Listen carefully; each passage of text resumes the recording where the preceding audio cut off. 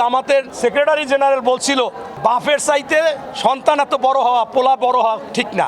কাকে বলছিল? এনসিপিকে বলেছিল জোরালোভাবে এই সেক্রেটারি জেনারেল গোলাম পরোয়ার। কারণ বাংলাদেশের মানুষ তোমাদের চিনে গেছে, এই বাংলার মাটিতে আমি আমার সন্তানকে নিয়ে, সন্তান ভোটার হয় না, এখন ইন্টারমিডিয়েট পরীক্ষা দেবে আগামীতে, এই সন্তানকে নিয়ে প্রত্যেক দিনের এই জুলাই আন্দোলনে ছিলাম। কে কে তোমরা ছিল আমরা ভালোভাবে দেখেছি। সেই দিন আমি যখন মানুষ আসতো বলতাম, বাবা আপনি কি করেন? কয় আমি ছোট একটা মুদি দোকান দিত। আপনি কি করেন? কয় আমি ফুটপাতে দোকান দিই। আপনি কি করেন? পাটাও চালাই। আপনি কি করেন? ভ্যান চালাই। এরকম তারা পানি দিত, খাবার দিত, বিস্কিট দিত, পাউরুটি দিত। কেন?